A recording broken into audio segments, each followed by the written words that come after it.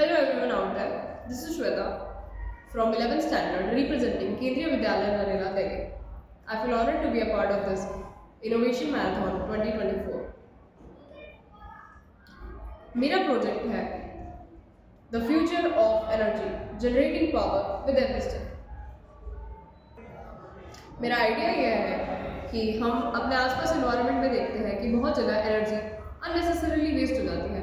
हम उस एनर्जी को ट्रांसफॉर्म करके यूज़ कर सकते हैं। इसका एक बड़ा ही कॉमन एग्जांपल हमने देखा है कि सड़कों पे जो स्पीड ब्रेकर्स होते हैं उन पर हम जब व्हीकल्स जो बहुत ही हैवी लोडेड होते हैं वो बहुत ज़्यादा अमाउंट ऑफ वर्क डन उस स्पीड ब्रेकर्स पर करते हैं, जिससे बहुत ज़्यादा एनर्जी रिलीज होती है।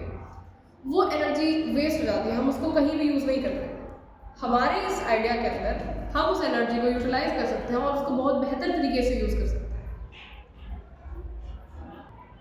और इस एनर्जी को हम बहुत जगह यूज़ कर सकते हैं, जैसे कि रूरल एरियाज़ में, या फिर हम उस एनर्जी को अगर हम स्टोर कर लें अपनी बैटरीज में तो they can give a very huge amount of power supply. Even हम उससे स्ट्रीट लाइट्स जो है उनको जला सकते हैं, या फिर अगर जो बहुत ही हैवी रोड बिजी रोड्स होते हैं जहाँ पर एक जगह पर मल्टीपल स्पीड ब्रेकर्स भी होते हैं, उनके अंदर जितनी एनर्जी स्टोर होगी उससे तो हम आसपास के इलाकों में फ्री में इलेक्ट्रिसिटी तक पास कर सकते हैं। ये रूरल इलाकों के लिए बहुत ही बेनिफिशियल थिंग हो जाएगी। नाउ मेरे इस मैकेनिज्म में, मेरे इस प्रोजेक्ट में मैंने अभी आप इस सर्फेस को समझ सकते हैं कि ये एक फुटपाथ है।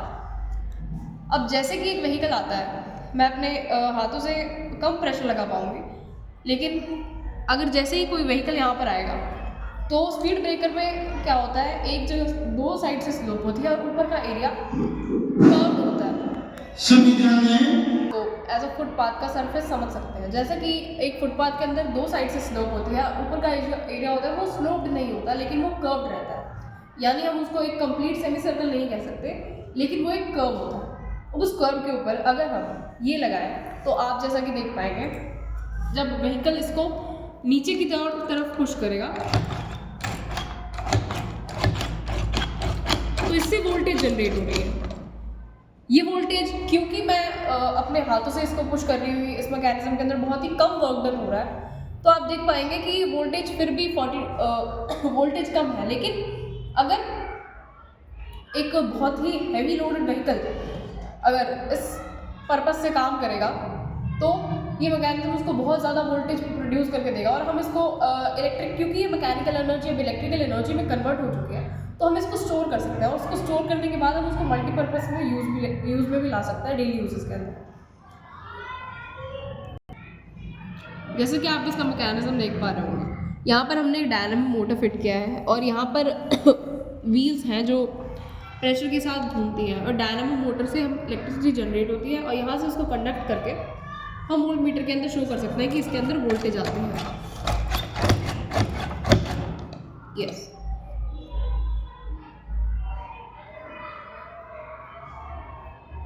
ये एक ऐसा सेटअप है जहाँ पर एनर्जी जनरेट नहीं हो रही है। यहाँ पर हम क्या कर रहे हैं, बस मैकेनिकल एनर्जी को इलेक्ट्रिकल एनर्जी में कन्वर्ट कर रहे हैं। हमारे डेली लाइफ में से बहुत एग्जांपल्स होते हैं जहाँ पर मैकेनिकल एनर्जी इलेक्ट्रिकल एनर्जी में कन्वर्ट हम नहीं कर पाते, या मैकेनिकल एनर्जी किसी ना किसी तरीके से वेस्ट हो जाती है या एनवायरनमेंट में रिलीज हो जाती है।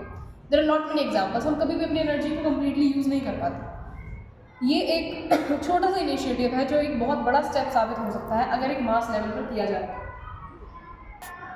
अब मैं आपको इसकी कुछ एप्लीकेशंस के बारे में बताती हूँ। जैसे इसका पहला एप्लीकेशन हो सकता है पब्लिक इंफ्रास्ट्रक्चर। हम इसको एक पब्लिक इंफ्रास्ट्रक्चर में इंडल्ज करके इसको मल्टीपल तरीक़ों से यूज़ कर सकते हैं। सबसे पहला streets and साइडवॉक्स।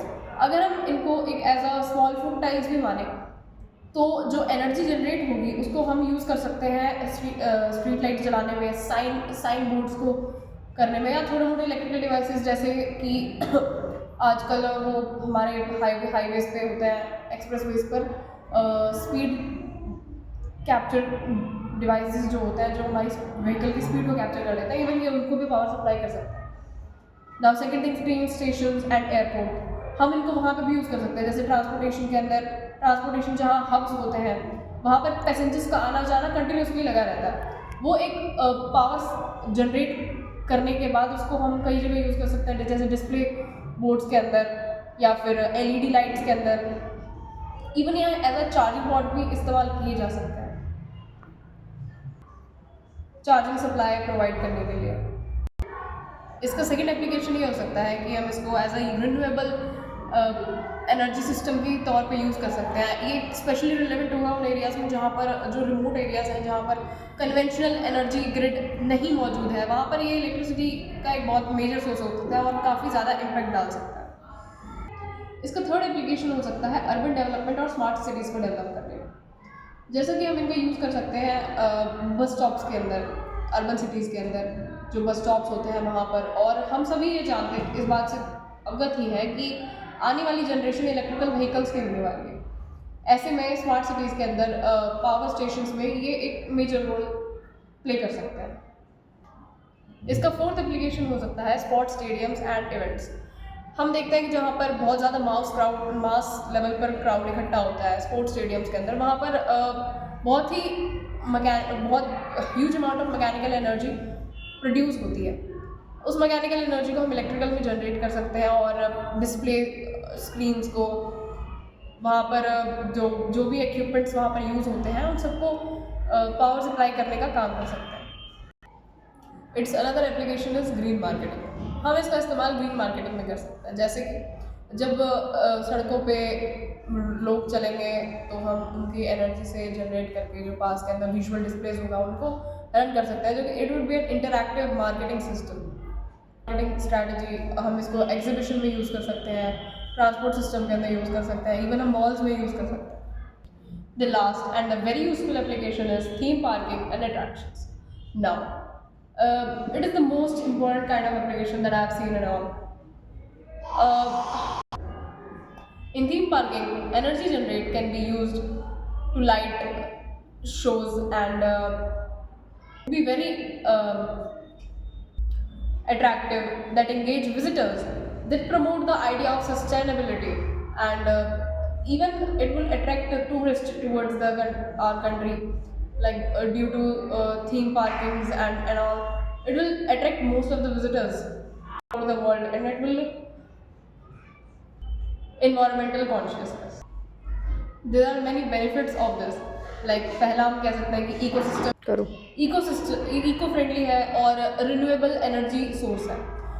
Now another benefit is कि ये लो ऑपरेशनल कॉस्ट पे बन सकता है। जैसे कि इसको एक बार वन टाइम इन्वेस्टमेंट लगेगी, एंड अगर हम इसको करते हैं यूज़, तो हम इससे जितनी इसके अंदर कॉस्टिंग लगेगी उससे कई गुना ज़्यादा हम इससे अचीव कर पा रहे हैं।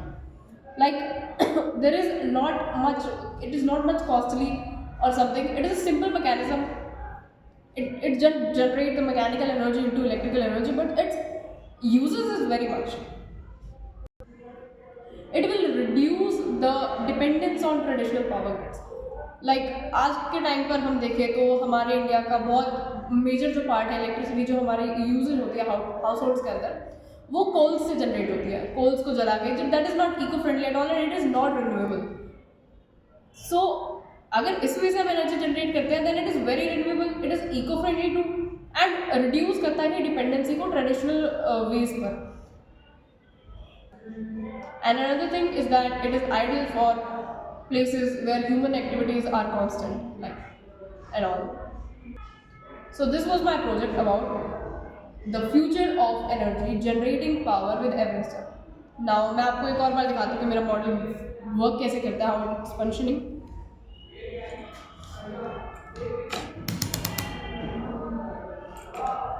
Look here.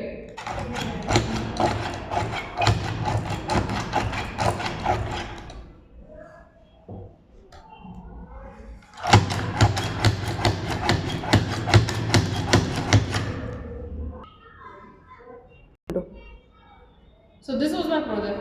I hope you would like it. And the thing is that it is very, very kind of an good step towards generating like renewable energy and using all the power in our nature. Just a step towards it of conserving energy and yes, reducing the non-renewable sources dependency on them. Again a very warm thank you from केंद्रीय विद्यालय Narela. Thank you.